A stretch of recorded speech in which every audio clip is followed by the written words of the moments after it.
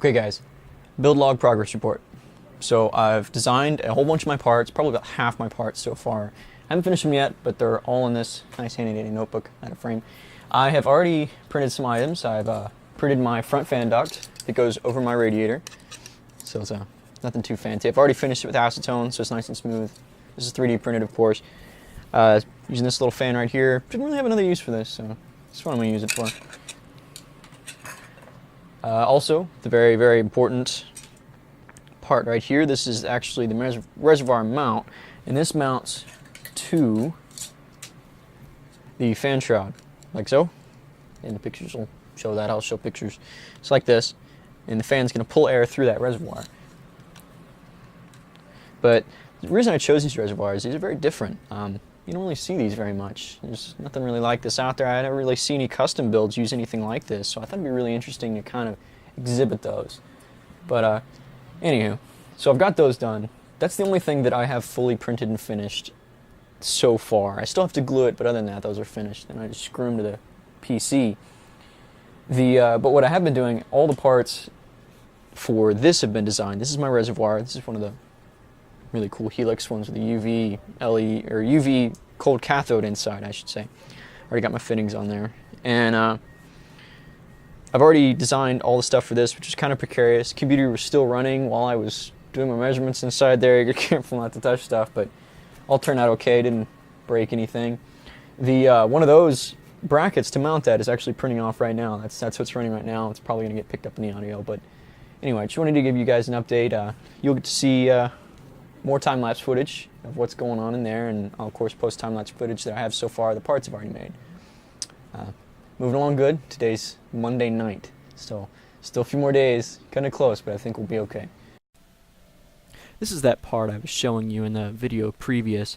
I know you didn't really get a good chance to look at it then. This is the bottom reservoir mount I'm working on right here.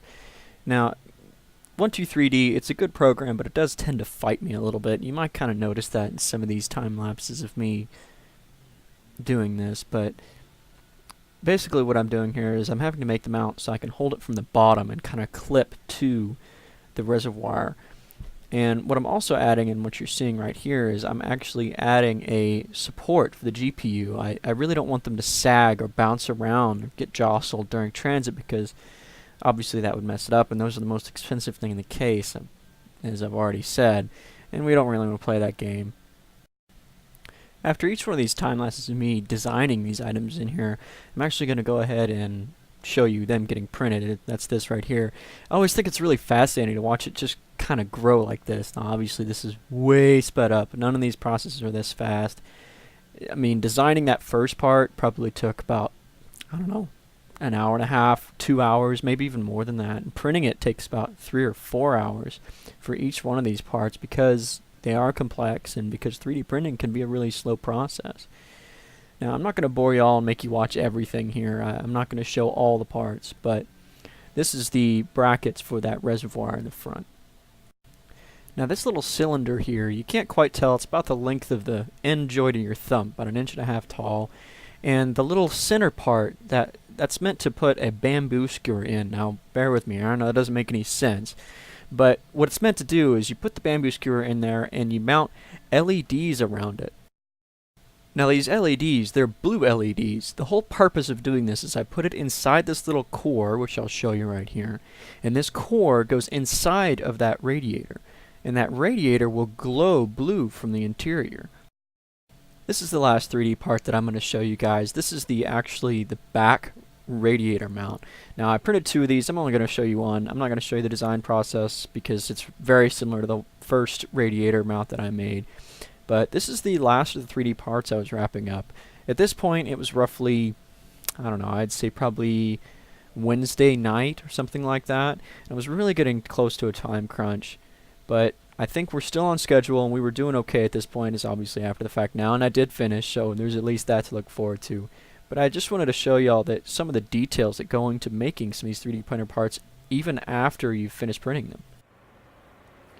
So 3D printed parts don't come out this beautiful right off the printer. They usually come off looking like this. Now I use ABS slurry to bond my bed, so that's what all this fluff is right here. But even beyond that, you got things like the support material right here, which you got to remove. Most time it's pretty easy, it just kind of pops off. See, but even when that pops off pretty easy, if you look on the underside here, see all this guff I got to clean off? That doesn't look very good. So this has to be cleaned up before it can be used, before it can look like this nice one here.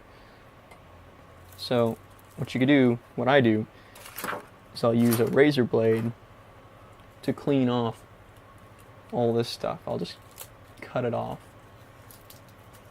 And after that, what I'll do is I'll break off the support material, what I can with my fingers.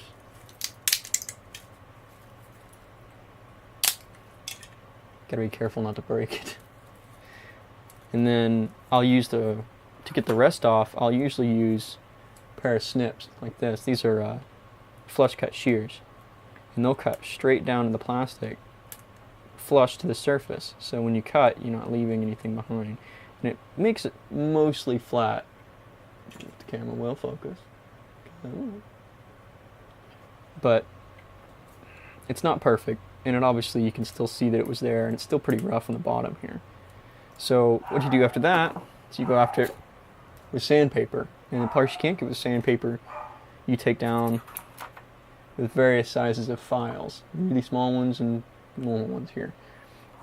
Now this takes a long time, and even after you've done that, it's not glossy. It's still really rough and looks really bad. And so then at that point, you gotta take acetone, and I usually just use strips of this. I mean, you can use a brush, but usually this is the easiest thing, and it's disposable, so you can get rid of it. But the strips of paper towels here. And what you do is you wet it with acetone, and then you wipe it over the surface, and it'll leave it nice and shiny, and leave it with a high gloss finish, like this has right here.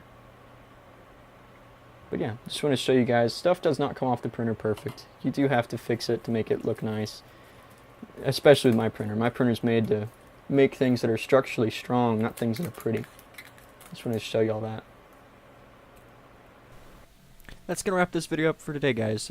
Stay tuned for part 3, where I'll be finishing up all the hardware stuff in a frantic race to the end. But that's all the 3D stuff, so the rest of it's pretty straightforward.